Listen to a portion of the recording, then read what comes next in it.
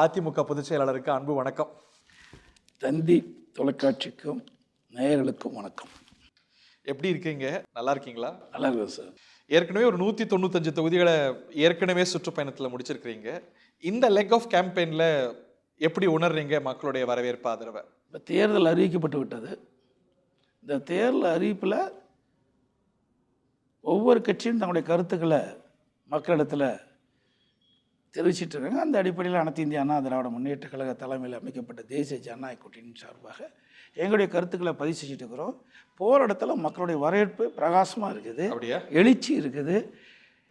இன்றைக்கு ஆளுங்கட்சி 5 ஆண்டு காலத்தில் எந்த ஒரு பெரிய திட்டம் தமிழ்நாட்டுக்கு கொண்டு வந்த மாதிரி தெரியல.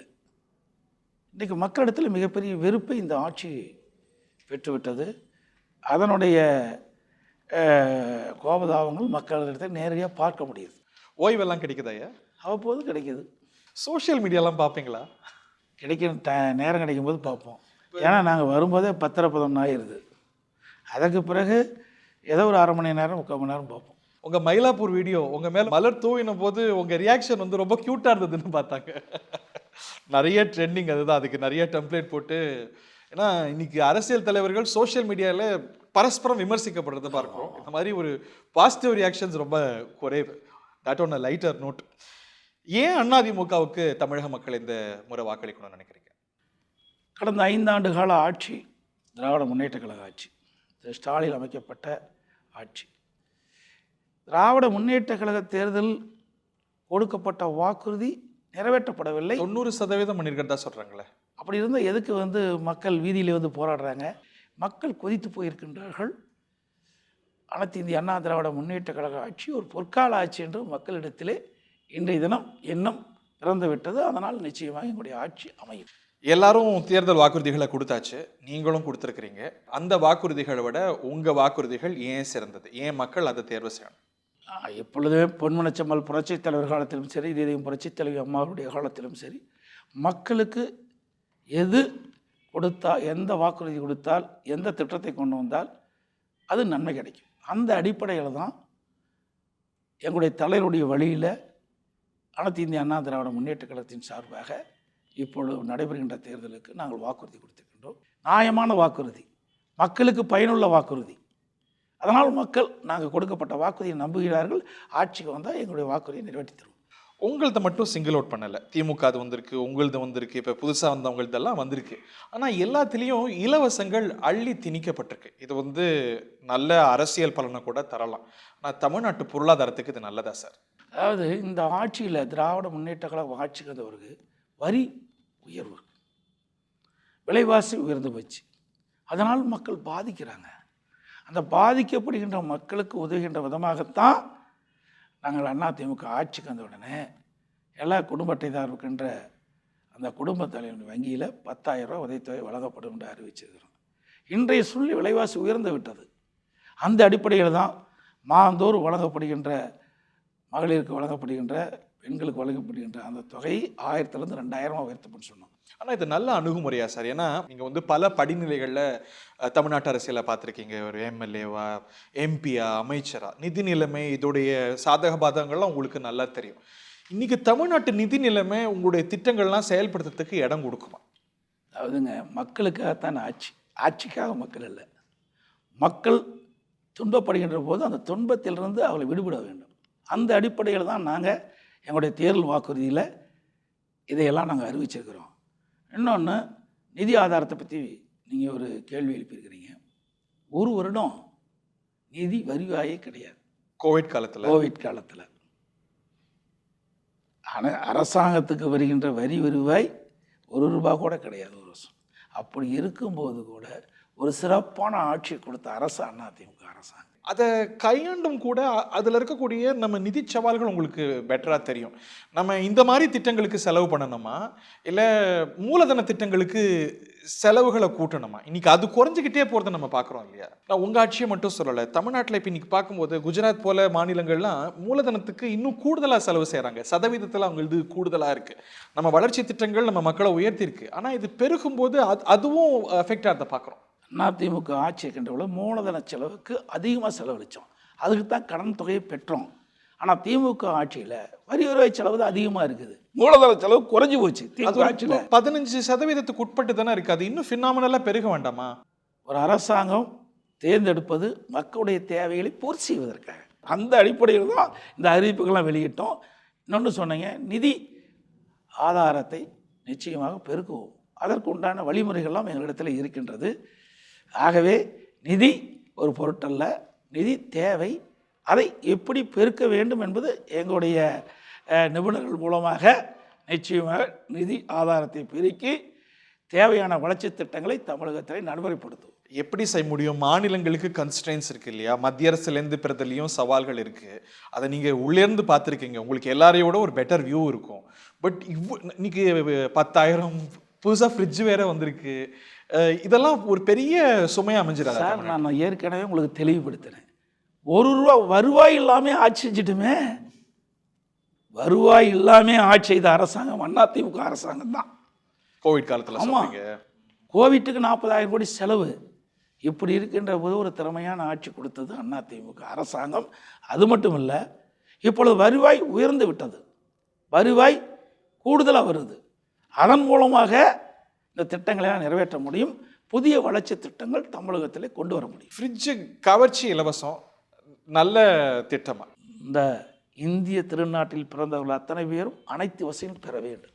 160% பேர் ஃப்ரிட்ஜ் இல்லாத வீடு தான் இருக்குது. கிராமப்புறம் போய் பாருங்கள், இருக்கிறவங்களும் பெறுவாங்களே. இதில் நான் கிராமத்திலிருந்து வாழ்ந்தவன், இல்லாதவர்களுக்கு கொடுப்பது தான் சிறந்தது. அதே நேரத்தில் அனைவருக்கும் கொடுக்க வேண்டும் என்று மக்கள் விரும்புகிறாங்க. அடிப்படையில் ஒரு அரசாங்கம் செயல்பட முடியும்.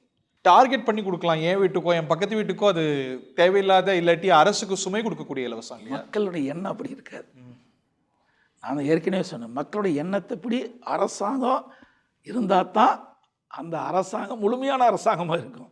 ஒரு தாராரு கொடுத்து ஒரு தாராரு கொடுக்கலைன்னா அது வேற்றுமையாகிவிடும். இன்னைக்கு எல்லா கட்சிகளும் கொடுக்கக்கூடிய சூழலை பார்க்குறோம். அது இன்னைக்கு எதிர்த்தவங்க, எதிர்க்காதவங்க, காங்கிரஸ், பிஜேபி, திமுக, அதிமுக, புதுசாக வந்த தாவேக்கான்னு எல்லாம் கொடுக்குறாங்க. ஆனால் இது நல்ல தேசையாங்கிற கேள்வி இருக்குது. நீங்கள் கான்ஃபிடண்ட்டாக இருக்கீங்க சமாளிச்சிட முடியும்னு? நிச்சயமா. நான் தான் ஏற்கனவே ஒரு பானை சோற்றுக்கு ஒரு சோறு போதும். ஏற்கனவே நாங்கள் ஆட்சி செஞ்சவங்க, மற்றவர்களாம் ஆட்சி செய்யாத சில கட்சியில் இருக்குது. அவளை பற்றி நாங்கள் கருத்து சொல்வது பொருத்தமாக இருக்காது. எங்கள் அதிமுக அரசு அமைந்தால் மிகச்சிறப்பாக தமிழ்நாடு அனைத்து வளர்ச்சியும் பெறும். அதிமுகவுடைய பிரதான வாக்கு வங்கியா பெண்கள் இருந்து வந்திருக்கிறாங்க. இன்னொரு அசம்ஷன், இளைஞர்கள் பெண்களுடைய வாக்குகளை திரு விஜய், தமிழக வெற்றி கழகம் இன்னைக்கு தட்டி தூக்கும் அப்படின்னு. இது கற்பனையான கேள்வி. நான் ஒரு தேர்தல் கூட அவர் சந்திக்கல.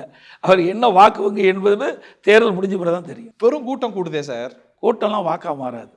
ஒரு நடிகர் போனால் கூட்டம் கூடத்தான் செய்யும். பல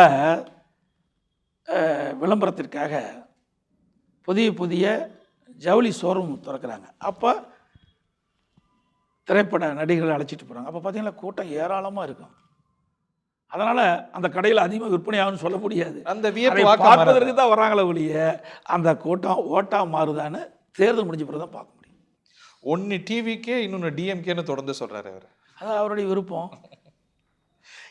களம் இருமுனை போட்டியா பலமுனை போட்டியா? நிச்சயமாக இருமுனை போட்டி தான். ஊடகத்துக்கு தெரியும், பத்திரிக்கையும் தெரியும்.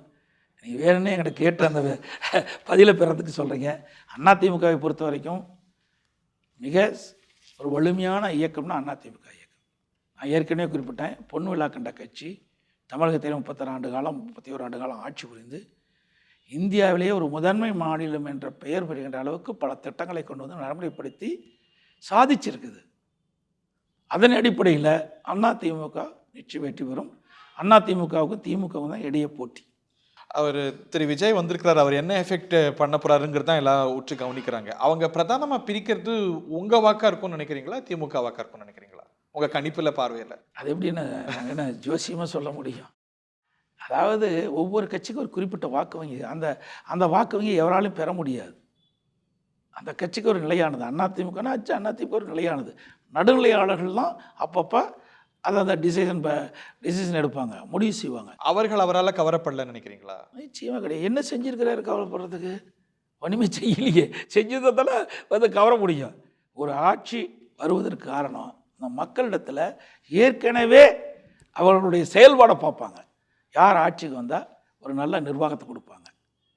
அப்படின்னு மக்கள் சிந்திச்சு தான் வாக்களிப்பாங்க. தமிழ்நாட்டு மக்களை பொறுத்த வரைக்கும் அறிவு கூர்மையான மக்கள், எது சரி தவறு என்று எடை போட்டு தீர்ப்பளிக்கக்கூடிய மக்கள் தமிழ்நாட்டு மக்கள். இந்த தேர்தலில் நல்ல தீர்ப்பை எங்களுக்கு வழங்குவார். அவருடைய செயல்பாடு அவ்வளோ சிறப்பாக நீங்கள் பார்க்கல சார் இந்த ஒரு புதுசாக 2 வருஷத்துல. வந்திருக்கிறாரு, நீங்கள் கூட்டத்தை வச்சுட்டு நீங்கள் கணிச்சிட்டு இருந்தால் நாங்கள் என்ன செய்ய முடியும்? நம்ம ஆட்களை வேற நிறைய பேரை நிறுத்திருக்கிறாரு, நிறைய ரத்தத்தின் ரத்தங்களை. சார் அது அவருடைய ஒவ்வொருத்தருடைய விருப்பம். இப்போ அதிமுகலேருந்து திமுக கொடுத்தா 19 பேர் நிற்கிறாங்க, அதை கேட்க மாட்டேங்கிறீங்க. ஆமா, அதுவும் இருக்கு. அதிமுகலேருந்து திமுகவுக்கு போய் 8 பேர் அமைச்சராக இருக்கிறாங்க. ஆக ஒவ்வொரு கட்சியிலையும் வெளியேறாங்க. இது இப்போ மட்டும் நடல, தலைவர் காலத்திலையும் அதிமுகவிலிருந்து பல தலைவர் வெளியேறினாங்க, அம்மா காலத்திலையும் பல தலைவர் வெளியேறிட்டாங்க. இப்போ தலைவர்கள்லாம் வெளியேறல. இப்படிப்பட்ட அந்த நடைமுறையில் தேர்தல் அறிவிக்கப்பட்ட பிறகு அவர்களுக்கு அந்த வாய்ப்பு இல்லைன்னா மாறுறாங்க. உங்களுடைய எக்ஸ் சகா ஒரு கட்சியில் வேட்பாளராக இருக்கிற இன்னொரு கட்சியில் வேட்பாளர் கிடையாது. அதாவது எங்கள் கட்சியை பொறுத்த வரைக்கும் ஒரு நல்ல வாய்ப்புள்ளவர்களுக்கு நாங்கள் நிச்சயமாக தருவோம். மாறி மாறி கிடைக்கும். இந்த தரக்கு வாய்ப்பு இல்லை, அடுத்த தரக்கு கிடைக்கும். இப்போ எனக்கு கூட 2001 வாய்ப்பு கொடுக்கல, நாங்கள் ஏன் வெளியே போலியே. இன்றைக்கி உங்களிடத்துல பேசுகின்ற அளவுக்கு வளர்ந்துருக்கிறேனே. அடிப்படையிலே ஒரு கட்சிக்கு விசுவாசமாக தான் நிச்சயமாக வளரலாம். அரசியலில் பேஷன்ஸ் ரொம்ப முக்கியம் இல்லை? ஆனால் இயல்பாக ஒரு ஏமாற்றம் ஒரு கட்சி ஏமாற்றம் என்ற சொல்லுக்கே பொருந்தாது. ஏன்? ஒரு கட்சியில் இணைகின்ற பொழுது சேவைக்காகத்தான் நம்ம இணைய வேண்டும், அதுதான் நம் நோக்கமாக இருக்கணும். அப்படி சேவை முன்னுரிமை கொடுத்து பணியாற்றினால் மக்களிடத்தில் நன்மதிப்பு கிடைக்கும். மக்களிடத்தில் நன்மதிப்பு கிட்டால் தானாக நமக்கு தேடி வரும். ஒரு மனித இயல்பு தானே ஒரு வருத்தம் வருந்தன நமக்கு கிடைக்கலையே. வருத்தம் வருவதுங்கிறது தனிப்பட்ட முறை, ஆனால் சேவை என்பது பொதுவானது. இன்றைக்கு ஒவ்வொருக்கும் ஒவ்வொரு காலகட்டத்தில் வாய்ப்பு கிடைக்கும். வாய்ப்பு கிடைக்காதில்ல, இந்த தர வாய்ப்புகள்லாம் அடுத்த முறை வாய்ப்பு கிடைக்கும். அது அதிமுகவில் தொடர்ந்து இருப்பது தான். உங்கள் எதிராளிகள் நீங்களே குறிப்பிட்டது போல திமுகவும் சரி தாவேக்காவும் சரி நிறைய எக்ஸ் அதிமுகவினர் வேட்பாளர் பட்டியலில் சேர்த்துருக்கிறாங்க. அந்த கட்சிகள் உங்கள் வாக்கு வங்கியை குறிவைக்கிறாங்கன்னு நீங்கள் கணக்கு போடுறீங்களா? அப்படி பார்க்குறீங்களா? அப்படி எப்பவுமே நடக்காது. அந்தந்த கட்சிக்குள்ள வாக்கு தான் கிடைக்கும். இப்போ இங்கே போன முறை உங்களோட இருந்த ஒரு சீனியர் அங்கே போனான்னா அதிமுக வாக்கு வங்கி அங்கே போகாதா, டிரான்ஸ்ஃபர் ஆகாதா? அவருக்கு விழ வேண்டிய வாக்கு உங்களுக்கு வந்திருக்க வேண்டிய வாக்கு இல்லையா? அவருக்கு இருக்கின்ற செல்வாக்கை இழந்து தான் போவார். செல்வாக்கு உயராது. தனக்கு கிடைக்கவில்லை என்றால் வேறு கட்சிக்கு மாறினா இருக்கின்ற நம்பிக்கை இழந்து விடுவார்கள். இப்போ அது 1000 ஓட்டோ 2000 ஓட்டோ 10,000 ஓட்டோ அது நமக்கு வர வேண்டிய வாக்குன்னு பார்க்க முடியாது. நான் அதான் சொல்றேன், இருக்கிற வாக்கை இழந்துருவாங்களே, இருக்கிற செல்வாக்கை இழந்துருவாங்கல்ல. இருமுனை போட்டின்னு தான் நீங்க கணிக்கிறீங்க? ஆமாம். ஒன்று டிஎம்கே, இன்னொன்று ஏஐடிஎம். அப்படித்தானே இருந்துகிட்டு இருக்குது, காலங்காலமாக அப்படித்தான் இருந்துகிட்டு இருக்குது. பல முறை தேர்தல் நடக்குது, பல கட்சிகள் போட்டியிடுகின்றன. ஆனால் 2 கட்சிக்கு தான் போட்டி, 2 கட்சிக்கு இடையே தான் போட்டி இருக்குது. சீட்ஸ் பார்க்குறோம், ஆனால் பர்சன்டேஜ் வரும்போது அது யாருடைய வாக்கு பாதிக்கும், அந்த பர்சன்டேஜ் கூட கணிசமாக வராதுன்னு நினைக்கிறேன். சார் அவ்வப்போ நீங்கள் தமிழகத்தை பொறுத்த வரைக்கும் ஒரே கட்சி வெற்றி பெற்ற வரலாறு கிடையாது, ஒரே கட்சி தோல்வியடைந்த வரலாறு கிடையாது. நீங்கள் 91 எத்தனை சீட்டு வந்தாங்க? திமுக 2 சீட்டு வந்தாங்க. 96 4 சீட்டு வந்தாங்க அதிமுக. இப்படி ஒவ்வொரு கட்சியும் மாறி மாறி தான் ஆட்சிக்கு வருது ஒழிய எந்த கட்சியும் தொடர்ந்து வெற்றி பெற்ற வரலாறு தமிழ்நாட்டில் கிடையாது. ஆனால் அதிமுக அந்த வரலாற்றை படிச்சது. 2016 அந்த வரலாற்றை படிச்சிருக்கு. எம்ஜிஆர் காலத்தில், அம்மா காலத்தில். ஆமாம், படிச்சிருக்குது. புரட்சித்தலைவர் எம்ஜிஆர் 3 முறை தொடர்ந்து வெற்றி பெற்றிருக்காரு. கிட்டத்தட்ட 10 ஆண்டு காலம் நல்ல ஆட்சி கொடுத்துருக்காரு. அது போல் வரலாறு படிப்போம் அப்படின்னு ஸ்டாலின் சொல்கிறாரு. எங்கே போய் வரலாறு படிக்க முடியும்? திட்டம் செஞ்சது தானே வரலாறு படிக்க முடியும். எங்கே வரலாறு படித்தாங்க? 2011 பார்த்துங்க, அப்பாவும் இருந்தார், திரு ஸ்டாலின் இருந்தாங்க. எதிர்கட்சி வரிசையில் கூட கோர முடியலையே. ஆனால் எங்கள் அம்மா இல்லாத போது எவ்வளவோ அவதூறுகள் பிரச்சாரத்தை பரப்பினாலும், எவ்வளவோ கவர்ச்சிகரமான அறிவிப்புகளை திமுக 2024 அறிவிப்பு வெளியிட்டோம். எங்களுடைய கூட்டணி 75 இடங்களை பெற்றோம். பிரதான எதிர்கட்சி அதிமுக வந்தது. அந்த ஒரு 5 ஆண்டுகள் 4 ஆண்டுகள் உங்களுக்கு ரொம்ப சவாலான ஆண்டுகள்னு சொல்ல முடியும் இல்லையா? 4 வருடம் 2 மாத காலம் ஒரு சவாலான காலம் தான். ஒரு பக்கம் நான் சொன்ன மாதிரி வறட்சி, புயல், அதுபோல கொரோனா, இதையெல்லாம் சமாளித்தோம். உட்கட்சியில் சில பிரச்சனை, அதையும் சமாளித்தோம். எது பெரிய சேலஞ்சாக இருந்தது? நிர்வாக சவால்களா, கட்சி சவால்களா? கட்சி சவால்களும் ரொம்ப நிறைய இன்னைக்கு சட்ட வழக்குகள்லாம் நடந்து இப்போ தான் முடிஞ்சிருக்கிறத பார்க்கின்றோம். 2மே சவாலான காரியம்தான். நிர்வாகம் சவாலான காரியம்தான். அதே மாதிரி ஒரு கட்சியில் ஒரு பொறுப்பு வைக்கின்ற பொழுது அதில் ஏற்படுகின்ற இன்னல்களும் சவாலானது தான். அதை சமார்த்தியமாக சமாளிப்பது தான் சரியானது. அதை நாங்கள் செய்தோம். சீக்ரெட் ஆஃப் சக்ஸஸ் சொல்லுங்க. ஏன்னா இப்போ நிறைய சமயங்களில் இந்த சட்டச்சிக்கல் வரும்போது அவ்வளோதான் முடிஞ்சிச்சு, பாருங்க அதிமுக அவ்வளோதான், ரெட்டெல்லாம் முடங்க போகுது அப்படின்னாங்க. இல்லை இல்லை இது அவ்வளோதான், இந்த இந்த சவாலை சமாளிக்க மாட்டார் அப்படின்னாங்க. நீங்கள் வந்து you have proven your critics wrong. பெரும்பான்மை நான் எங்களுடைய ஆதரிக்கின்ற எங்களுடைய நிர்வாகிகள் பயிலாப்படி எங்களுடைய பொதுக்குழு உறுப்பினர்கள் அதிக அளவில் எங்களை ஆதரித்தார்கள். எங்களுடைய தலைமை கழக நிர்வாகிகள் அதிக அளவில் ஆதரித்தாங்க. அதிக அளவில் நாடாளுமன்ற சட்டங்களும் ஆதரித்தாங்க. அதனால் எங்களுக்கு எந்தவித இடையூறும் இல்லை. இடையூறுலாம் யாரால் வந்து உங்களுக்கு நல்லா தெரியும். அண்மையில் எந்த கட்சிக்கு போனார்னு தெரியும். அவர்களெல்லாம் ஒரு பிரதான கட்சியாக இருக்கின்ற கட்சிக்கு பி டீமாக செயல்பட்டாங்க. திமுக பி டீமாவா? அது நீங்களா முடிவு பண்ணி சொன்னால் நான் என்ன செய்கிறது? நான் மறைமுகமாக சொல்கிறேன், நீங்கள் நேரடியாக சொல்கிறீங்க, அவ்வளோதான் வித்தியாசம். ஆக ஒரு கட்சி எங்களுடைய இயக்கத்தை உடைக்க பார்த்தது, முடக்க பார்த்தது, அதுக்கெல்லாம் ஒருவரை பயன்படுத்தினாங்க. இன்றைக்கு அது வெளியாகிவிட்டது. ஓபிஎஸ்ஐயா? நீங்களே எல்லாமே சொல்லிடுறீங்க. நான் சொல்லக்கூடாதுன்னு நினச்சதெல்லாம் நீங்கள் சொல்லிடுறீங்க. நான் மறைமுகமாக சொல்லுகிறேன். இதெல்லாம் நாட்டு மக்களுக்கு தெரியும், உங்களை போல் இருக்கின்ற விவரம் அறிந்தவர்களுக்கும் தெரியும். எவ்வளவு பிரச்சனையை உண்டாக்குனான்னு தெரியும். அதையெல்லாம் எங்களுடைய தொண்டர்கள், நிர்வாகிகள், எங்களுடைய நாடாளுமன்ற சட்டமன்ற மூலமாக தூளாக்கப்பட்டது. என்றைக்குமே ஒரு கட்சிக்கு விசுவாசமாக இருந்து உண்மையாக செயல்பட்டால் எல்லாமே நல்லது நடக்கும். இறைவன் நல்லதுக்கு தான் துணை நிற்பார். அது எங்களுக்கு துணை நின்றுருக்கார். உங்களுக்கு சாமி பக்தி அதிகம் இல்லை? நிச்சயமாக தெய்வபக்தி அதிகம். நீங்கள் எதிர்கொள்கிற பிரதான விமர்சனம் பிஜேபியோடனான உங்கள் உறவை பற்றி என்ன விளக்கம் கொடுப்பீங்க? சார், ஒரு தவறான அவதூறான கருத்துக்களை திராவிட முன்னேற்ற கழக தலைவரும் அதன் கூட்டணி கட்சிகளும் பரப்பிட்டு வராங்க. அது உண்மையல்ல. அதிமுகங்கிறது ஒரு இயக்கம், பிஜேபிங்கிறது ஒரு இயக்கம். ஆக ரெண்டு இயக்கமும் மக்களுக்கு சேவை செய்ய வேண்டும், மக்களுக்கு தேவையான திட்டங்களை கொடுக்க வேண்டும் என்ற அடிப்படையில் தான் சேர்ந்துருக்கோம். மத்தியில் ஒரு நிலையான ஆட்சி, ஒரு வலிமையான ஆட்சி, தமிழகத்தில் வளமான ஆட்சி கொடுக்க வேணும். அதுதான் எங்களுடைய கான்செப்ட். இன்றைக்கி ஒரு ஆட்சி தமிழகத்தில் வந்துன்னு சொல்லுங்கள், ஆட்சிக்கு தேவையான திட்டங்கள் அனுமதி கிடைக்க வேணும், ஆட்சிக்கு தேவையான அந்த வளர்ச்சிக்கு தேவையான நிதி மத்திய அரசுலேருந்து கிடைக்க வேணும். அப்படி ஒரு இணக்கமான உறவு இருந்தால் தான் நாம் கொடுக்கப்பட்ட தமிழ்நாட்டு மக்களுக்கு கொடுக்கப்பட்ட வாக்குறுதி நிறைவேற்ற முடியும். தமிழ்நாடு வளர்ச்சி பாதையில் செல்ல வேண்டும் என்று சொன்னால் மத்திய அரசோடு இணக்கமாக இருந்தால் தான் திட்டங்களும் பெற முடியும், நிதிகளும் பெற முடியும், தமிழகம் வளர்ச்சி அடையும். அந்த அடிப்படையில் தான் நாங்கள் வந்து பாரதிய ஜனதா அதிமுக இணைஞ்சிருக்குது, நாட்டுடைய நலன் கருதி. இணைஞ்சு இணக்கம் சரியான அவங்க உங்களை இயக்குறாங்கன்னு விமர்சிக்கிறாங்க. எப்படி சார் இயப்பாங்க? வேணும்னே திட்டமிட்டு அதான் சொல்கிறேனே, வேறு வழியே இல்லை. எங்கள் மீது எந்த குற்றச்சாட்டும் சொல்ல அவர்களுக்கு வாய்ப்பில்லை. அது அப்படி ஒரு நல்ல ஆட்சி நாங்கள் செஞ்சோம். அவர்கள் எண்ணியதெல்லாம் ஒன்று, நடக்கிறதெல்லாம் ஒன்று. அதனால் இன்றைக்கு பாரதிய ஜனதா கட்சி வச்சுக்கிட்டு தான் அவர் பேசிகிட்டு இருக்காங்க. இதே திரு கருணாநிதி இருக்கின்ற பொழுது 1999 அன்று நாடாளுமன்ற தேர்தல், பாரதிய ஜனதா திமுக கூட்டணி வச்சது நாடாளுமன்ற தேர்தலில். அப்போ வெற்றி பெற்று மத்தியில் மரியாதைக்குரிய மறைந்த வாஜ்பாய் அவர்கள் பிரைம் மினிஸ்டராக இருந்தாங்க. அந்த அமைச்சரவையில் திரு முரசொலி மாறன் அமைச்சராக இருந்தார். அதுக்கு பிறகு 2001 சட்டமன்ற பொது தேர்தல், அந்த தேர்தலில் திமுக பாஜக கூட்டணி அமைச்சு தான் போட்டியிட்டது. ஆக அவர்கள் கூட்டணி வச்சா சரி. அன்றைக்கும் பாரதிய ஜனதாவுக்கு இதே கொள்கை தான், இன்றைக்கும் பாரதிய ஜனதா முடியலைங்கிறாங்க. யூனிஃபார்ம் சிவில் கோடு 370, காஷ்மீர் சிறப்பு அந்தஸ்து, அதெல்லாம் செயல்படுத்தக்கூடாதுன்னு நாங்கள் கண்டிஷன் போட்டிருந்தோம், ஏற்றுனாங்க, செயல் அது எங்கே வச்சுங்கிறாங்க. அது அவருடைய கருத்து. நாங்கள் தமிழ்நாட்டை பற்றி தான் நாங்கள் நோக்கி பேசிகிட்டு இருக்கிறோம். எங்களுடைய அரசு தமிழ்நாட்டை நோக்கி தான் போயிட்டுருக்குது. இன்றைக்கு நாங்கள் வந்து ஒரு ரீஜனல் பார்ட்டி, இங்கே இருக்கிற ஒரு மாநிலத்தில் இருக்கின்ற ஒரு கட்சி, இவரை போல் இந்தியா கூட்டணின்னு அப்போ சொல்ல, இப்போ அதை பற்றி பேசவே மாட்டேங்கிறார். ஸ்டாலின் வாயை திறக்க மாட்டேங்கிறார். இந்தியா கூட்டணின்னு செயலிழந்து போச்சு, அதனால் அதை அப்படியே தவிர்த்துட்டார். ஆனால் சார் எங்கே இருக்குதுங்க இருந்த ஏன் சொல்ல வேணுமே, ஏன் சொல்ல மாட்டேங்கிறாரு? வாய் திறந்து ஒரு வார்த்தை கூட தேர்தல் நேரத்தில் சொல்லவே இல்லையே. நீங்கள் இந்தியா கூட்டணின்னு சொல்லலை அப்படின்னீங்க, அது நாடாளுமன்றத்துக்கு நாங்கள் பாருங்க திமுக கூட்டணின்னு சொல்கிறோம், அவங்க பாருங்க தேசிய ஜனநாயக கூட்டணின்னு சொல்கிறாங்க, அதிமுக தலைமையிலான கூட்டணின்னு சொல்கிறது இல்லைன்னு. ஆமாம் சார், தெளிவுபடுத்தியாச்சு. அவருக்கு புரியல, புரிஞ்சா பரவாயில்ல, புரியாதவருக்கு என்ன செய்ய முடியும்? தூங்குறவனை எழுப்பிடலாம், தூங்குற மாதிரி நடிக்கிறவனை எழுப்பவே முடியாது. எங்கள் கூட்டணி அமைஞ்ச பிறகு முதலாக உங்களுடைய தொலைக்காட்சி அத்தனை பேர் வந்தது, ஊடக நண்பர்லாம் வந்தாங்க, பத்திரிக்கைலாம் வந்தாங்க. முதல் ஐடிசி ஹோட்டலில் நான் முதல் கூட்டணி அமைச்ச உடனே உள்துறை அமைச்சர் அமித்ஷா அவர்கள் தொலைக்காட்சிக்கு பேட்டி அளித்தார்.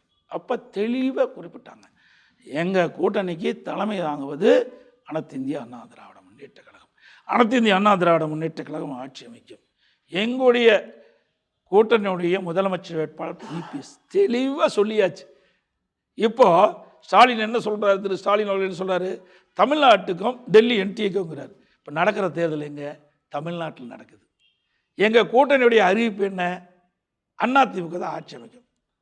இது சட்டமன்ற தேர்தல், இது நாடாளுமன்ற தேர்தல் அல்ல. டெல்லியில் பேசுனீங்களேன்னு விமர்சிக்கிறார். இவர் தான் இப்போ டெல்லிக்கு போகிறாங்க, பார்க்கலையா? பிரைம் மினிஸ்டர் பார்த்தாங்க, ஒரே நாளில் அப்பா அம்மா 2 பேருமே பார்த்தாங்க பிரைம் மினிஸ்டர். இவங்க தான் மத்தியில் இருக்கிற அமைச்சர்லாம் பார்த்துக்கிட்டு தான் இருக்கிறாங்க. நாங்கள் போனால் டெல்லியில் உள்துறை அமைச்சரை பார்க்குறோம், மொத்தம் ஏன்னா பாகிஸ்தான் மந்திரியே பார்த்தோம், நம்ம இந்திய நாட்டில் இருக்கிற உள்துறை அமைச்சர் தானே பார்க்குறோம். அப்படி பார்க்கும்போது இவர் ஏன் அவ்வளோ பயம், ஏன் அலறல்? அதுல ஒரு அரசியல் யுக்தி இருக்கிறது நீங்க பார்க்கலையா? பாஜகவுக்கு ஆதரவு வாக்குகள் இருக்கிறது போல ஒரு எதிர் வாக்குகள் இருக்கு. அதை வந்து அவங்க கேபிட்டலைஸ் பண்ணணும்னு நினைக்கிறாங்க. கடந்த தேர்தல்களில் அவங்களுக்கு அது இந்த கருத்துருவாக்கம் பலன் தந்திருக்கு. இந்த மாதிரி தராதா சார்? இது ஒரு தவறான கருத்து எடுக்கிறதுனேன். நீங்கள் அதிமுக வாக்கு வங்கி நடைபெற்ற 2024 அதிமுக வாக்கு வங்கி, பாரதிய ஜனதா கூட்டணி வாக்கு வங்கி, ரெண்டையும் கூட்டி பாருங்க. 99 இடங்கள் நாங்கள் வெற்றி பெறோம். சட்டமன்றத்தில் 234 தொகுதியில் 99 இடங்கள் வெற்றி பெறும். அப்படி ஒரு கூட்டணி வலுவாக அமைச்சா தான் திமுக கூட்டணி வீழ்த்த வேண்டும் என்ற அடிப்படையில் அமைக்கப்பட்ட கூட்டணி. இன் ஹைண்ட்சைட் 2024 வச்சிருக்கலாம்னு நினைக்கிறீங்களா சார்? அவ்வப்போது சூழ்நிலைக்கு தக்கவதான் கூட்டணி அமைப்போம். இப்படி இருக்குது அப்படி இருக்குன்னு யாரும் கணித்து சொல்ல முடியாது. ஆனா என்ன ஒரு பார்வை இருக்குன்னா, நீங்க சந்திரபாபு நாயுடு போல, நிதிஷ் போல இந்த ஆட்சியை நிர்ணயிக்கக்கூடிய சக்தியா இருந்திருப்பீங்க. இபிஎஸ் தான் பிரதான சக்தியா இருந்திருப்பார் தேசிய அளவுல. எங்களுடைய கட்சி என்ன முடிவுடுதோ அதன்படி தான் நாங்கள் நடக்க முடியும். ஸோ அதுலேருந்து வந்த படிப்பனையும் கூட நம்ம சேர்ந்தா வெற்றி பெறுவோம், எளிதா வெல்லலாம் அப்படிங்கிற. நான் ஏற்கனவே சொன்னேன், இன்றைய திமுகவை வீழ்த்த வேண்டும், மக்களது ஆட்சி அகற்றப்பட வேண்டும், ஊழல் ஆட்சி அகற்றப்பட வேண்டும். ஸோ அதுதான் ஒரு பொது நோக்கம். ஆமாம், அப்படி ஒரு பொது நோக்கத்துடைய கட்சிகள்லாம் ஒன்றாக இணைந்து தானே நாங்கள் இந்த தேர்தலை சந்திக்கிறோம். உங்களுக்கு பொது நோக்கம் இருக்கு, ஆனால் எங்களுக்கு பொது கொள்கை இருக்கு, நாங்கள்லாம் கொள்கையால் இணைந்தவர்கள். இது ஒரு வேடிக்கையான ஒரு கருத்தாக இருக்குது. சரி, இங்கே கொருக்குன்னா பாண்டிச்சாலையாக மாறி இருக்குது. காங்கிரஸுக்கும் திமுகவும் ஒரே கொள்கையா? திமுகவுக்கும் கம்யூனிஸ்டுக்கும் ஒரே கொள்கையா? மதச்சார்பின்மை, சமூக நீதி. திமுகவுக்கும் விடுதலை சிறுத்தைக்கும் ஒரே கொள்கையா? அங்கே கேரளாவில் காங்கிரஸும் கம்யூனிஸ்டும் ஏற்று தானே போட்டியிடுது. சார், எல்லாம் அரசியல் திட்டமிட்டு அவளுக்கு சாதகமாக பேசுவதற்காக இப்படி ஒரு கருத்தை சொல்லிட்டு இருக்காங்க ஒழிய எந்த கட்சிக்குமே ஒரே கொள்கை கிடையாது. ஒவ்வொரு கட்சிக்கும் ஒரு கொள்கை உண்டு. சூழ்நிலைக்கு தக்கவாறு கூட்டணி அமைக்கிறாங்க. கொள்கை ஒரு கொள்கை என்பது நிலையானது, ஒரு கட்சி கொள்கை என்பது. கூட்டணி என்பது அவ்வப்போது சூழ்நிலைக்கு தக்கவாறு அமைப்பது. இதை ரெண்டையும் பொருத்தி பேசுவது சரியா இருக்காது. பாஜக ஆனால் திமுக அவருடைய இன்றைய சூழ்நிலைக்கு அரசியலுக்காக அந்த கொள்கை கூட்டணின்னு சொல்றாங்க. மக்களுக்கு தெரியாத ஒன்றும் கிடையாது. இன்றைக்கு மக்கள் விழிப்போடு இருக்கிறாங்க. இன்னைக்கு விஞ்ஞான உலகம் தமிழ்நாட்டில், இந்தியாவிலேயே உலக நாட்டிலே விஞ்ஞான உலகமாகி போச்சு. யாரும் ஏமாற்ற முடியாது. பேச பேச லைவில் இன்றைக்கு மக்கள் கேட்கின்ற அளவுக்கு இன்றைக்கு விஞ்ஞான வளர்ச்சி அதிகமாக இருக்குது. அதில் திரு ஸ்டாலின் அவருக்கு அறியாமல் இப்படிப்பட்ட கருத்தெல்லாம் பேசுகிறாருன்னு தான் நான் கருதுகிறேன். எம்ஜிஆர் மாளிகையில் தான் இந்த தொகுதி உடன்படிக்கையை அறிவிச்சேங்க, நான் தான் பாஸ்ன்னு காட்டவா? அப்படியெல்லாம் கிடையாது. அப்படி எப்போ எண்ணியதே கிடையாது. எங்களுடைய கூட்டணி தலைவர்கள் ஒத்த கருத்து ஏற்படுத்தது, பேச்சுவார்த்தை நடத்தணும். உடனே யாருக்கு எவ்வளவு தொகுதி என்று எங்களுக்குள்ளே பேசி முடிவு பண்ணோம். உடனே நாங்கள் அறிவித்தோம். இது பாசுங்கிறதே கிடையாது, அனைவரும் சமம். எங்கள் கூட்டணி பொறுத்த வரைக்கும் அனைவரும் சமம். திமுக கூட்டணி போல அல்ல. திமுக கட்சி மற்றவர்களாம் அடிமையாக வச்சுக்கிட்டு இருக்குது. அதனால தான் கூட்டணி பேச்சுவார்த்தை எவ்வளோ நடந்தது? காங்கிரஸுக்கும் திமுகவும் 20 நாள் வார்த்தை போர் நடந்தது. உடைய ஊடகத்திலலாம் அவ்வப்போது செய்தி வந்துக்கிட்டே இருந்தது. ஒரு காலகட்டத்தில் காங்கிரஸ் திமுக விட்டு விலகின்ற நிலைமையெல்லாம் வருமோ என்று ஒரு சந்தேகமெல்லாம் பத்திரிகை ஊடகத்திலையும் எழுப்புனீங்க. அப்படி வார்த்தை போரெலாம் இருந்தது. திமுகவில் ஒரு பக்கம் பேசுனாங்க தலைவர்கள், காங்கிரஸ் வந்து ஒரு பக்கம் பேசுனாங்க. இப்படிப்பட்ட நிலைமையில் தான் வேண்டா வெறுப்போடு தான் காங்கிரஸும் திமுகவும் கூட்டணி அமைச்சிருக்குது. கூட்டணி தர்மத்துக்காக எல்லாம் சமம்னு சொல்லலாம். பட் ஆனால் இந்த நம்பர்ஸ் எல்லாம் பார்க்கும்போது நீங்கள் ஒரு டஃப் நெகோஷியேட்டர் அப்படிலாம் கிடையாதுங்க. ஒவ்வொரு கட்சிக்கும் ஒரு வாக்கு வங்கி உண்டு. இது மாநில தேர்தல், மத்தியில் நடக்கிற தேர்தல் அல்ல. மாநில தேர்தலில் யார் ஆட்சிக்கு வர வேண்டும் என்று மக்கள் விரும்புகிறார்களோ அதற்கு ஏற்றவாறு தான் நாங்கள் இடங்கள்லாம் தேர்வு செஞ்சுருக்கிறோம். எங்கள் கூட்டணி தலைவர்களும் அதுக்கு துணை நின்றாங்க. திமுக கூட்டணியில பாருங்க, கடந்த தேர்தல்ல இருக்கிற கட்சிகளோட கூடுதலா கட்சிகள் சேர்ந்திருக்கிறாங்க. அது அவங்களுக்கு இந்த முறை அரித்மெட்டிக் அட்வான்டேஜ் தராதா? உங்களுக்கு இன்னும் சவால் ஆவாதா? இப்படியே தான் நீங்கள் ஊடகத்திலையும் பத்திரிகையிலையும் பேசி பேசி அவங்களுக்கு ஒரு பெரிய பலம் இருக்க மாதிரி காட்டுறீங்க. நிச்சயமாக அது இல்லை. 2021 சட்டமன்ற பொதுத் தேர்தலில் திராவிட முன்னேற்ற கழக தலைமையில் எந்தெந்த கட்சி கூட்டணி வச்சதோ அந்த கட்சி தான் கூட்டணி வச்சிருக்குது. புதுசாக ஒரு கட்சி போய் சேர்ந்துருக்குது. வேற எதுவுமே கிடையாது. தேமுதிக, மக்கள் நீதி மய்யம். புதுசாக போய் சேர்ந்துருக்குது. அவ்வளோதான். பெருசாக அதுக்கெல்லாம் ஓட்டு வங்கி கிடையாது. தேமுதிக ஏன் சார் நம்ம ஆனால் எங்கள் கட்சியில் அப்படி இல்லை. எங்கள் கட்சியில் ஒரு பிரதான கட்சின்னா பாரதிய ஜனதா கட்சி, ஒரு வாக்கு வங்கி உள்ள கட்சி, பாட்டாளி மக்கள் கட்சி, அம்மா மக்கள் முன்னேற்ற, இன்னும் இதர கட்சிகள் எல்லாமே ஒரு வாக்கு வங்கி உள்ள கட்சிகள். கூட்டணி எண்ணிக்கை குறைவாக இருக்கலாம், ஆனால் பலம் எங்கள் கூட்டணியில் இருக்கிறவர்களுக்கு மக்கள் சக்தி அதிகம், வாக்கு வங்கி உள்ள சக்தி உள்ள கட்சிகள்லாம் ஒன்றாக இணைஞ்சிருக்கிறோம். திமுக கூட்டணி பலத்தை சமாளிக்க இது போதும்னு நினைக்கிறேன். அதோட அதிகமாக இருக்குது பலம். In terms of percentage. ஆமாம், அவங்களுக்கு என்ன பர்சன்டேஜ் இருக்குது? அவங்க கூட்டணி கட்சிகள்லாம் பாருங்க, அவங்களோட சின்னத்துல போட்டிடுறாங்க. இங்க வந்து சில கட்சிகள், குறிப்பா தமாக எல்லாம் பாஜக சின்னத்துல போட்டிடுறாங்களே, பாத்தீங்களா பாத்தீங்களா டெல்லிங்கிறாங்க. அதாவது ஏற்கனவே தேசிய ஜனநாயக கூட்டத்தில் இவர்கள் அங்கம் வைத்தாங்க. நாடாளுமன்ற தேர்தலில் தேசிய ஜனநாயக அங்கம் வைத்தாங்க. நான் ஏற்கனவே கூட்டணி உடன்படிக்கை ஏற்பட்ட உடனே நான் வந்து செய்தியாளர்களை சந்திக்கின்ற பொழுது எங்கள் கூட்டணியில் சிறிய சிறிய கட்சிகள் இணைந்திருக்கின்றன. இன்றைக்கி அதிமுக எங்களுடைய சின்னத்தில் நிற்கிறோம், பாரதிய ஜனதா அவருடைய சின்னத்தில் நிற்கிறாங்க, பாட்டாளி மக்கள் கட்சி அவருடைய சின்னத்தில், அம்மா மக்கள் முன்னேற்றலாம் அவருடைய சின்னம். மற்ற கட்சிகள் விருப்பப்படி எந்த சின்னத்தில் நிற்கணுமோ அந்த சின்னத்தை தேர்ந்தெடுத்து நிற்கலாம் என்று அப்பொழுதே நான் அறிவித்து விட்டேன். பாருங்க, இலை இன்னும் பலமானது இல்லை தாமரையோட. சார், ஒவ்வொரு கட்சி தலைவருக்கும் ஒரு எண்ணம் உண்டு. அதில் போய் நாங்கள் திமுக மாதிரி அடிமை கிடையாது. எங்கள் கூட்டணியில் இருக்கின்ற கட்சிகள்லாம் சுதந்திரமாக செயல்படுது. எங்கள் திமுகவில் இருக்கிற கட்சியெல்லாம் அடிமையாக தான் இருந்துக்கிட்டு இருக்குது. அதனால தானே போன தடவை 2021 பெற்ற இடங்களை விட குறைவான இடம் பெற்றிருக்காங்க. ஏன் தேமுதிக நம்ம தக்க வச்சிருக்க முடியுமா? அவங்க இடம்பெறதுக்கான காரணம் என்ன? அவங்க டிமாண்ட்ஸ் நம்ம சார், அந்த கட்சி தலைவருடைய விருப்பப்படி தான் கூட்டணி அமைக்க முடியும். ஒவ்வொரு கட்சி தலைவருடைய விருப்பப்படி தான் கூட்டணி அமைக்கப்படும். ரொம்ப நிறைய கேட்டாங்களோ? அப்படிலாம் கிடையாது. அப்படியே கூட்டணி கட்சி தலைவர்கள் என்ன விருப்பமோ அதைப்படி தான் நடந்திருக்கிறாங்க. இந்த கூட்டணிகளில் அதிருப்தி அங்கேயும் பார்க்க முடியுது. இங்கேயும் கூட சில இணையவாசிகள் அவருக்கு சீட்டு வந்திருக்கலாமே, இந்த தொகுதி எங்களுக்கு வந்திருக்கலாமேன்னு உங்கள் கூட்டணியிலையும் பார்க்க முடியுதுல்ல சார்? அதிமுக கூட்டணியை பொறுத்த வரைக்கும் ஒரு சுமூகமான பேச்சுவார்த்தை முடித்து நாங்கள் எங்களுடைய வேட்பாளர் அறிவிச்சிருக்கிறோம். ஆனால் திமுக கூட்டணியில் அப்படி அல்ல. கடந்த தேர்தலை விட குறைவாகத்தான் அந்த கூட்டணியில் அங்கம் வைக்கின்ற கட்சிக்கு ஒதுக்கி இருக்கிறாங்க. திராவிட முன்னேற்ற கழக தலைமையிலே அமைக்கப்பட்ட கூட்டணியில் மறுமலர்ச்சி திராவிட முன்னேற்ற கழகம் பேச்சுவார்த்தை நடைபெற்றது. அந்த பேச்சுவார்த்தை முடிவில் 4 இடங்கள் மறுமலர்ச்சி திராவிட முன்னேற்ற கழகம் போட்டியிடலாம் என்றும், அதில் 3 இடத்தில் திராவிட முன்னேற்ற கழக சின்னமான உதயசூரியன் சின்னத்தில் போட்டியிடலாம் என்றும், ஒரு சின்னத்தில் அவர் விருப்பப்பட்ட இடத்தில் போட்டியிடலாம் என்றும் முடிவு செய்யப்பட்டு கூட்டணி பேச்சுவார்த்தை முடித்து வெளியிலே வருகின்ற பொழுது அவருடைய நிர்வாகி அழுது கொண்டே சிரிக்கின்றேன் என்ற கருத்தை சொன்னார். அந்த அளவுக்கு வேதனையோடு கூட்டணி பேச்சுவார்த்தை முடிவு பெற்றிருக்குது. பிறகு தற்போது அந்த ஒரு இடத்தில் அவருடைய விருப்பப்படி சின்னத்தில் போட்டியிடலாம் என்று ஒப்பந்தம் போட்டார்கள். ஆனால் இப்பொழுது மீண்டும் அவள் கொடுத்த 4 இடத்திலும் திராவிட முன்னேற்ற கழக சின்னமான சின்னத்தில் தான் போட்டியிட வேண்டும் என்று அழுத்தம் கொடுத்திருக்கின்றார்கள். இதுதான் திமுகவுடைய நிலைப்பாடு. அதோட நடந்து முடிந்த நாடாளுமன்ற தேர்தலில் மறுமலர்ச்சி திராவிட முன்னேற்ற கழகம் திமுக கூட்டணியில் அங்கம் வச்சது. அப்பொழுது துரை வைகோ அவர்களுக்கு திருச்சி நாடாளுமன்ற தொகுதி ஒதுக்கீடு செய்திருந்தார்கள் திராவிட முன்னேற்ற கூட்டணியிலே. திராவிட முன்னேற்ற கழக சின்னமான உதயசூரியன் சின்னத்தில் தான் போட்டியிட வேண்டும் நிர்பந்தம் செய்தார்கள்.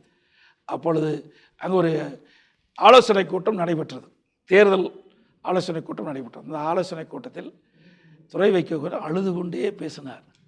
நான் செத்தாலும் நான் சொந்த சின்னத்தில் தான் நிற்பேன் என்று சொல்லி அவர் வாதாடி தனக்கு விருப்பப்படி சின்னத்தில் தான் போட்டியிட்டார். அப்படிப்பட்ட நிலைமைதான் இன்றைக்கு மறுமலர்ச்சி திராவிட முன்னேற்றத்தில் ஏற்பட்டிருக்கிறது. அது எதிரொலிக்கும் நினைக்கிறீங்களா? நிச்சயமாக எதிரொலிக்கும். அவங்கள கடந்து போயிடாது. அதெல்லாம் அவருடைய கூட்டணி யாருமே ஹாப்பியாக அவருடைய இடத்த பெறலையே.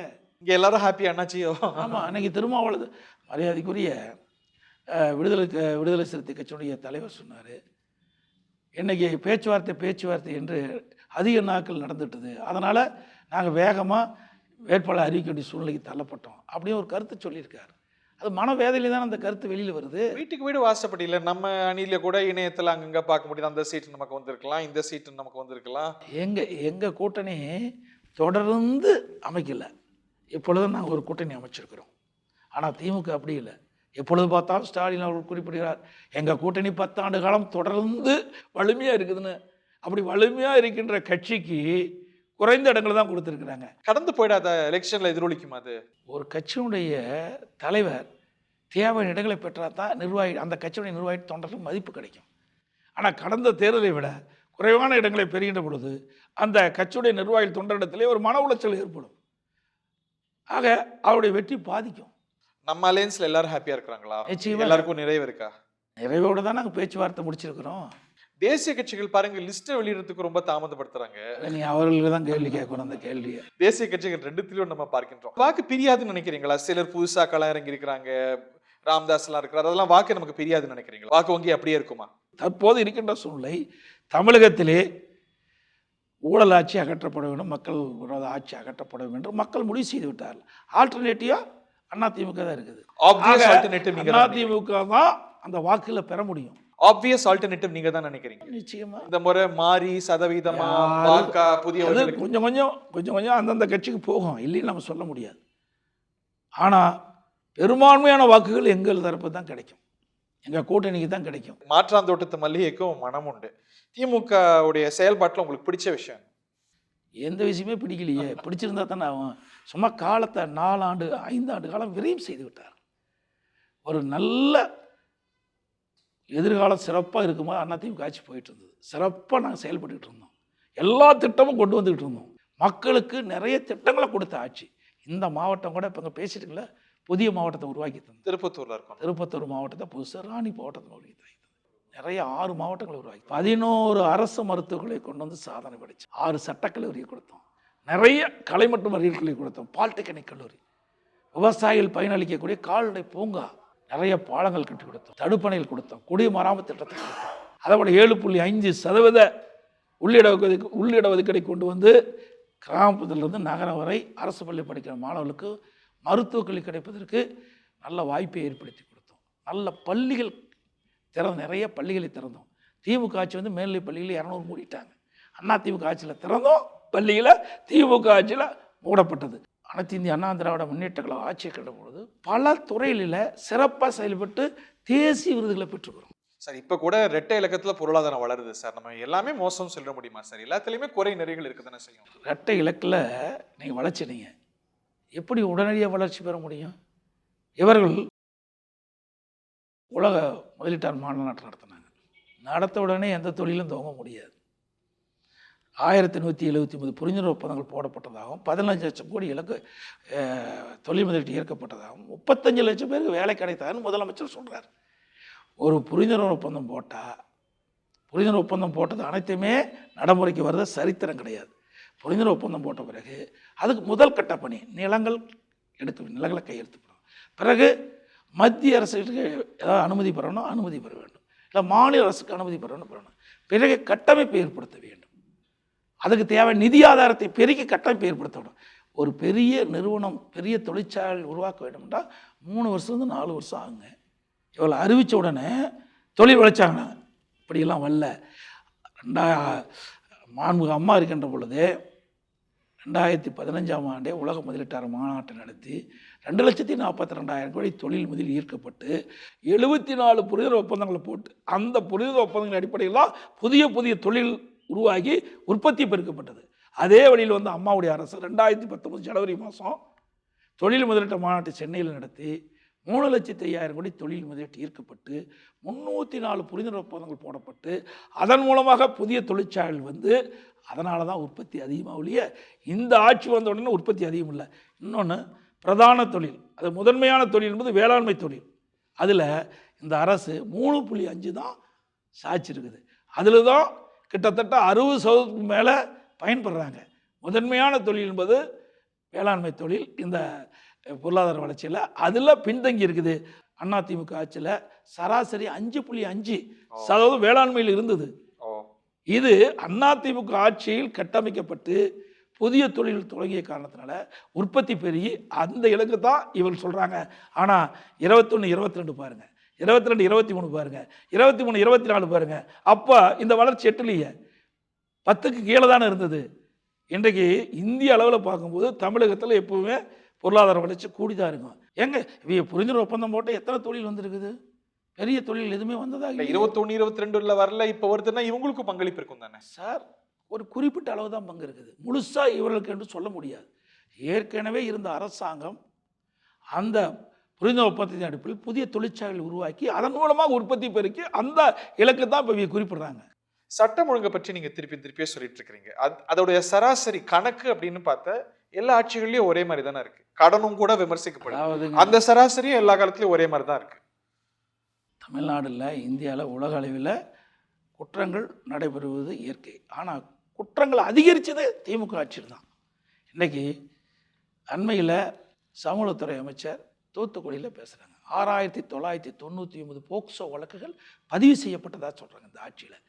கிட்டத்தட்ட 18,000க்கும் மேற்பட்ட வழக்குகள் இன்றைக்கு பெண்கள் சார்ந்த வழக்குகள் பதிவு செய்யப்பட்டது. அதில் சிறுமிகளுக்கு இன்றைக்கு அந்த பாலியல் சீண்டல்லாம் 6999 போக்சோ வழக்குனாவே சிறுமிகள் பாலியல் சீண்டலுக்காக பதிவுப்பட்ட வழக்கு. அதற்காக நிவாரணம் 84 கோடி கொடுத்ததா பெருமையாக பேசி பதிவு செய்ய தைரியம் வருதுங்கிறத சேர்த்து சொல்கிறாங்க. இந்த பாஸ்கோ குற்றங்களை பொறுத்த வரைக்கும் பெரும்பாலும் தெரிந்தவங்களா இருப்பாங்க, குடும்ப சூழல்ல, பக்கத்து வீட்டுக்காரங்க. இது அரசு இது அவங்க சொல்லுகின்ற சாக்கு போக்கு. இன்றைக்கி குற்றங்கள் அதிகரித்து விட்டது, அதை சமாளிப்பதற்காக இப்படிப்பட்ட கருத்தெல்லாம் சொல்கிறாங்க. உதாரணத்துக்கு விளாத்தி குளத்தில் அண்மையில் ஒரு மாணவி காணாமல் போயிட்டாங்க. உடனே பெற்றோர்கள் அன்றைய மாலையே காவல் நிலையத்தில் போய் புகார் கொடுக்குறாங்க. வழக்கு பதிவு செய்யலை. அடுத்த நாள் காலையில் போய் 9 மணிக்கு போகிறாங்க காவல் நிலையத்திற்கு, அப்பவும் வழக்கு பதிவு செய்யலை. அந்த பெண் சடலமாக பெற்றோர்கள் கண்டுபிடித்து மீட்கிறாங்க. அப்போ தான் வழக்கு பதிவு செய்கிறாங்க. எங்கே போய் இந்த அரசாங்கம் தானாக வந்து வழக்கு பதிவு செஞ்சது? அத்தனையும் பொய். அண்ணா யூனிவர்சிட்டிலாம் பாருங்க, ரெக்கார்ட் ஸ்பீட்ல அவங்க தண்டனை பெற்று கொடுத்துட்டாங்க. எங்கே இவர்களை அறிவித்து வேண்டுமென்றே திட்டமிட்டு அந்த வழக்கை நீத்து போக செஞ்சுட்டாங்க. இன்னும் சொல்ல போனால் அண்ணா நகரில் ஒரு சிறுமி பாதிச்சிட்டாங்க. அந்த பெற்றோர்கள் நீதிமன்றத்தில் போகிறாங்க. நீதிமன்றத்தில் எங்கள் மாநிலத்துக்கின்ற காவல்துறை விசாரித்தால் எங்களுக்கு நியாயம் கிடைக்காது, சிபிஐ விசாரிக்க வேண்டும் என்று கோரிக்கை வைக்கிறாங்க. நீதிமன்றம் சிபிஐ விசாரிக்க வேண்டும் என்று தீர்ப்பு கொடுத்தார். அதை எதிர்த்து உச்சநீதிமன்றம் போனவங்க தான் திமுக. பல கட்சிக்காரங்க நம்ம உட்பட கேள்விகள் இருந்தது இல்லை? ஆமாங்க. ஏன் யார் விசாரிச்சானு உங்களுக்கு என்ன கஷ்டம்? விசாரணை என்பது அந்த பெற்றோருடைய விருப்பம். அந்த பெற்றோர்கள் தங்களுக்கு இழைக்கப்பட்ட அந்த கஷ்டத்தை போக்க வேண்டும் தான் நீதிமன்றத்துக்கு போய் நீதிமன்றத்தின் மூலம் தீர்ப்பு பெறும்போது யாரை காப்பாற்றுவதற்காக உச்சநீதிமன்றம் போகிறீங்க? பட் அந்த ஸ்டேட் ஏஜென்சி அப்படித்தானே நினைக்கும். அது ஒரு கௌரவ பிரச்சனையா பார்க்கல. அவங்க இன்னொருத்தட்ட கொடுத்தா அவங்க மேல நம்பிக்கை இல்லை, கிரெடிபிலிட்டி போகுது. குற்றவாளிகளை யார் பாதிக்கப்பட்டாங்களோ அவர்கள் நியாயத்தை எதிர்பார்க்குறாங்க. அரசாங்கம் ஏன் இதில் போய் தலையிட்டு இருக்குது? இவர்களை யாரை காப்பாற்றுவதற்காக இவர்கள் மேல்முறையீடு செய்கிறாங்க. யார் விசாரிச்சா என்ன? உண்மை வெளியே வரணும், பாதிக்கப்பட்டவர்கள் நியாயம் கிடைக்க வேண்டும் விருப்பப்படுறாங்க. அந்த விருப்பத்தின் அடிப்படையில் நீதிமன்றம் போகிறாங்க, நீதிமன்றம் தீர்ப்பு கொடுக்குது. அதை எதிர்த்து ஒரு அரசாங்கம் ஏன் போய் மேல்முறையிடணும்? அப்போ தான் மக்களுக்கு சந்தேகம் வருது. உங்கள் ஆட்சியில் சிபிஐக்கு கொடுத்துருக்கீங்க, இவங்களும் கொடுத்த உதாரணங்கள் உண்டு தானே? எங்கே கொடுக்கலையே, எதுவுமே கொடுக்கலையே. இன்றைக்கி பொள்ளாச்சி பாலியல்னு சொல்லிகிட்டே இருக்காரு. வந்தோடனே நாங்கள் சிபிஐ கொடுத்தோமே. தூத்துக்குடியில் ஒரு நடந்த சம்பவம், அதுக்கு நாங்கள் சிபிஐ கொடுத்தோம். நாங்களாம் மேல்முறையீடு செய்யலையே. சட்டம் ஒழுங்கை மேம்படுத்துறதுக்கு நீங்கள் என்ன சார் செய்வீங்க வந்தால்? தற்போது எங்கே பார்த்தாலும் கஞ்சா விற்பனை அமோகமாக இருக்குது. இந்த கஞ்சா போதை ஆசாமியால் தான் எவ்வளோ குற்றச்செயல்கள் அதிகரிச்சிருக்குது. அதிமுக ஆட்சி நிச்சயம் வளரும். அதிமுக ஆட்சி வளர்ந்தோடனே 3 மாதத்தில் தமிழகத்தில் கஞ்சா விற்பனை அறவாக ஒழிக்கப்படும். இப்பயே ஒரு 0 அப்படிங்கிற நிலைக்கு கொண்டு வந்துட்டோங்கிறாங்களே. இங்கே தமிழ்நாட்டில் எதுவுமே பயிரிடப்படுறது இல்லை, வெளியிலேருந்து வருது. இப்போ குஜராத்லேருந்து வருது, முந்திரா துறைமுகம் வழியாக வருது. ஸோ அந்த நெக்ஸஸ் தான் நம்ம பார்க்கணும். வெளியிலேருந்து வர்ற சப்ளை என்ன செய்யுது? யார் ஆட்சி செய்கிறா? திமுக அரசாங்கம் தான் ஆட்சி செய்யுது. அதை கட்டுப்படுத்த வேண்டிய பொறுப்பு அரசாங்கத்துக்கு இருக்குது. மற்றவர்களை மற்ற மாநிலத்தை சொல்லி தாங்கள் தப்பித்து கொள்ளக்கூடாது. ஒரு அரசாங்கம் தானே அதை தடுத்து நிறுத்த வேணும். அதுக்கு ஒரு புது ப்ரோக்ராமை அவங்க மேனிஃபெஸ்டோலையும் அறிவிச்சிருக்கிறாங்க. அறிவிச்சு என்ன பிரயோஜனம்? ஆட்சி இருக்கும்போது தடுக்கலையே. பிரதான எதிர்க்கட்சி என்ற முறையில் சட்டமன்றத்திலே இதை நான் குறிப்பிட்டேனே. அந்த கொள்கைகளை குறிப்பு கொடுத்தாங்க.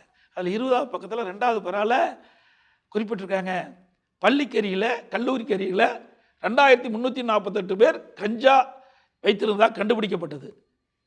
அவள் கைது செய்யப்பட்டது 148 பேர். மற்றவர் எங்கே போனாங்க? கேள்வி கேட்டேன். முதலமைச்சர் சொன்ன குறிப்பு இருக்குது, இதை நீங்கள் தான் தயார் பண்ணோம். ஆமாம், நாங்கள் தான் தயார் பண்ணோம். அப்படின்னா கண்டுபிடிக்கப்பட்டது 2348, ஆனால் கைது செய்யப்பட்டது 148. மற்றவர்கள் எங்கேன்னு கேட்டால் அதுக்கு பதிலே இல்லை. எதிர்க்கட்சியா எஃபெக்டிவா செயல்பட்டதா நீங்க உங்களை மதிப்பிடுவீங்க? நிச்சயமா ஒரு 2.5 மணி நேரம் மக்களுடைய பிரச்சனையை ஒரு சட்டமன்றத்தில் எடுத்து வைக்கணும்னா திறமையாக இருந்தால் தானே சொல்ல முடியும், எடுத்து வைக்க முடியும். ஆனால் அதுக்கு தகுந்த பதில் அரசாங்கத்திலிருந்து இல்லை. அது நான் கொடுத்த பிரச்சனையை அவங்க தீர்த்து வைக்கல. இன்னும் ஹைண்ட்சைட் இன்னொரு தீவிரமா களமாடி போராடி இருக்க முடியும், ஒரு ஸ்கோப் ஃபார் இம்ப்ரூவ்மெண்ட் இருக்குன்னு நினைக்கிறீங்களா? ஒரு காலகட்டத்தில் போன ஆண்டுக்கு முந்தைய ஆண்டு மேதக ஆளுநரையில் 2 மணி நேரம் 45 நிமிடம் பேசிகிட்டு இருந்தேன். முதலமைச்சர் எழுந்து, ரொம்ப நேரம் பேசிகிட்டு இருக்கிறீங்க, பசிக்குது, நீங்கள் நிறைய பிரச்சனை எழுப்பியிருக்கிறீங்க, இதுக்கெல்லாம் நான் போய் பதில் தேடணும், எப்போ முடிப்பீங்க? நான் இத்துடன் என்னுடைய உரையை முடித்துக்கொள்ள அமர்ந்துக்கிட்டேன். இந்த அளவுக்கு நாட்டுடைய பிரச்சனையை அரசாங்குடைய கவனத்துக்கு கொண்டு சென்று எல்லாரும் அப்படின்னா திறமையான பிரதான எதிர்க்கட்சியை செயல்பட்டது அதிமுக. ஒரு ஆக்கப்பூர்வமான எக்ஸ்சேஞ்சஸ் உங்களோட முதலமைச்சருக்கு இருந்திருக்கா? இதெல்லாம் அரசியலை தாண்டி ஒரு சிவில் ரிலேஷன்ஷிப் இருந்திருக்கா? நீங்க அதுவும் கூட ஒரு எங்களுக்கு தனிப்பட்ட கருத்து வேறுபாடு கிடையாது. அவர் வந்து நாட்டுடைய முதலமைச்சர், நான் பிரதான எதிர்க்கட்சி தலைவர். மக்களுடைய பிரச்சனையை சட்டமன்றத்திலே பிரதான எதிர்க்கட்சியின் முறையில் சொல்லுவது எங்களுடைய கடமை, அதை தீர்ப்பது ஆளுங்கட்சியுடைய கடமை. இந்த தேர்தலை நிர்ணயிக்கக்கூடிய இஷ்யூஸ் இல்லை பிரச்சனைகள்னு என்ன கருத்துறீங்க நீங்க? அதாவது இந்த 5 ஆண்டு திராவிட முன்னேற்ற கழக ஆட்சியை பொறுத்த வரைக்கும் தமிழகத்தில் சட்ட ஒழுங்கு அடியோடு சீர்கட்டு விட்டது. அவர் சொல்லுகின்ற அளவுக்கு தொழில் வளர்ச்சி எங்கேயுமே கிடையாது. பல பெரிய தொழில்கள் வேறு மாநிலத்துக்கெல்லாம் சென்று விட்டன.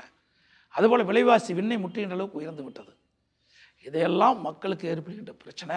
போன முறை பார்த்தோன்னா நிதியமைச்சர் திரு பழனிவேல் ராஜன் அவருக்கு ஆடியோவில் பேசுனது வெளியில் வந்தது. எல்லா வலைதளங்களும் அவர் இல்லைன்னு சொல்லிட்டார். அவர் ஏன் மாஃப்ட் ஏஐ அப்படின்னு சொல்லிட்டார். அது அவருடைய கருத்து. ஆனால் மக்கள் அதை நம்ப தயாரே இல்லை.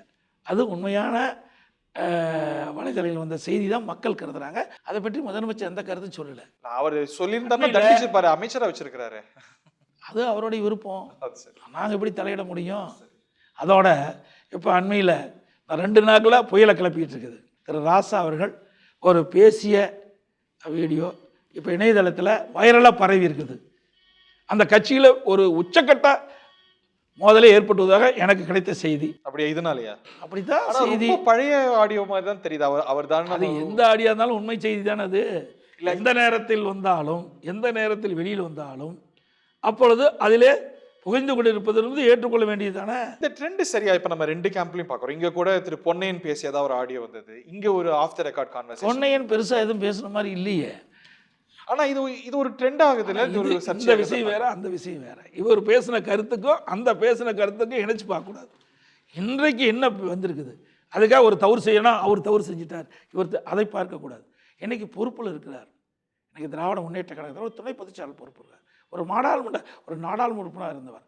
அவர் சொல்லுகின்ற கருத்து இன்றைய சூழ்நிலையில் ஒரு பதட்டமாக இருக்குது. எனக்கு வைரலாக இன்றைக்கு வலைதளத்தில் பரவிட்டுது.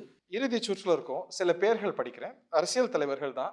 அவர்கள் பற்றி உங்களுக்கு இருக்கிற கருத்து, மேபி அவங்களுக்கு உங்களோட அட்வைஸ் கூட சொல்லலாம். தேசிய அளவுலேருந்து ஆரம்பிப்போம். திரு ராகுல் காந்தி, அவர் ஒரு காங்கிரஸ் கட்சியுடைய இளந்தலைவர்.